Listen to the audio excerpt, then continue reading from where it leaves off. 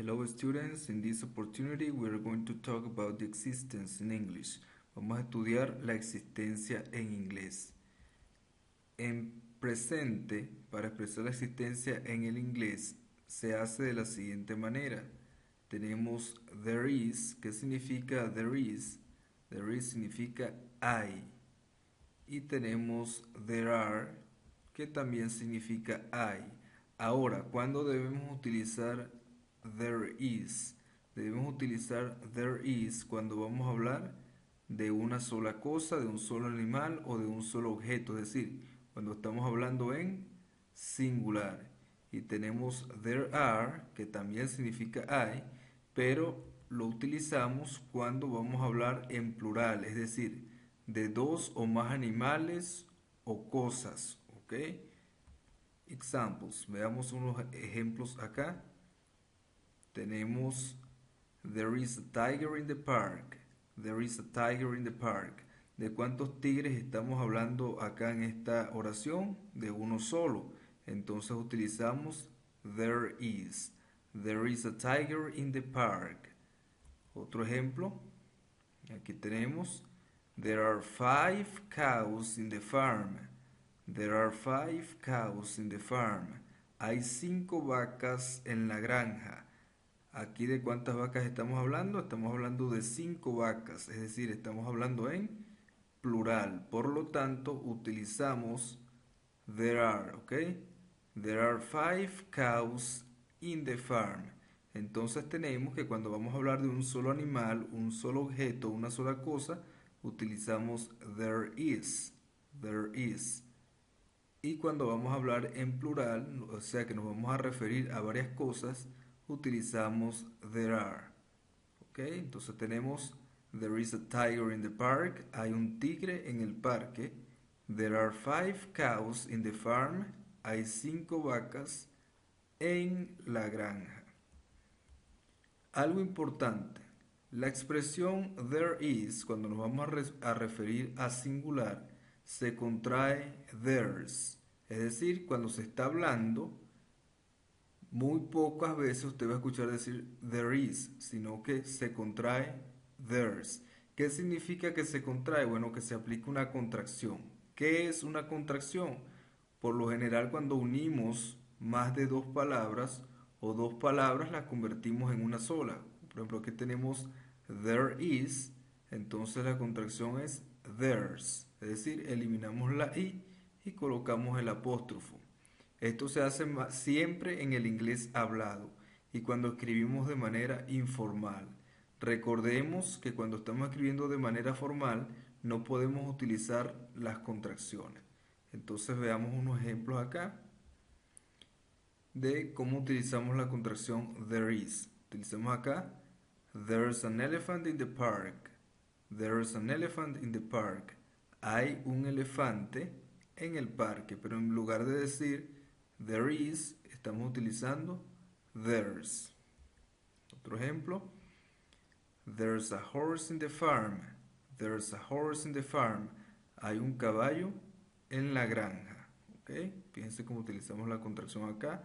En lugar de decir there is, se utiliza esto con muchísima frecuencia en el inglés hablado. También la existencia la podemos expresar en past o en pasado. Veamos, en pasado utilizamos there was, que significa había. Y también tenemos there were, que significa había. Los dos significan había. Pero cuando utilizamos there was, cuando vamos a hablar en singular de una sola cosa, un solo animal, un solo objeto. Y utilizamos there were, que significa había, cuando nos referimos a varios animales, varias cosas y varios objetos. Es importante señalar que en español se comete un error muy frecuente cuando hablamos de la existencia. Hay personas que dicen, habían 5 tigres en la jungla, ejemplo. Y cuando hablamos en español, en existencia, con respecto a la existencia, así sean varias personas, varios objetos, no podemos decir habían, no se le agrega la n, ¿ok? Porque estamos hablando de existencia. Entonces yo digo, había un tigre en la selva y también digo, había 5 tigres en la selva. ¿Ok? La palabra habían se le coloca N o se pronuncia con N cuando viene un verbo después. Ejemplo, cuando decimos, ellos habían escrito una carta. Allí sí lleva N. Pero cuando estamos hablando de existencia en español, no le colocamos la N. ¿Ok? Entonces, en inglés tenemos there was, que significa había, cuando nos vamos a referir a un solo animal, un solo objeto, una sola cosa, es decir, cuando estamos hablando en singular. Y there were, había, pero cuando estamos hablando en plural. Examples, ejemplos. Tenemos acá, there was a lion in the jungle. There was a lion in the jungle. Había un león en la jungla. ¿Ok? ¿De cuántos leones estamos hablando? De uno solo. Entonces, utilizamos there was porque es para singular. There was a lion in the jungle. Había un león en la jungla. Y tenemos otro ejemplo acá. There were 6 parrots in the farm. There were 6 parrots in the farm. Había 6 loros en la granja. ¿De cuántos loros estamos hablando? De 6. Es decir, plural. Entonces utilizamos there were. Tenemos acá un vocabulario que también hay que aprendérselo. Tenemos in the park, que significa en el parque. In the farm, en la granja.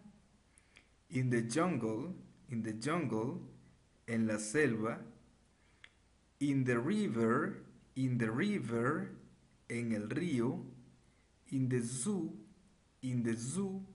en el zoológico.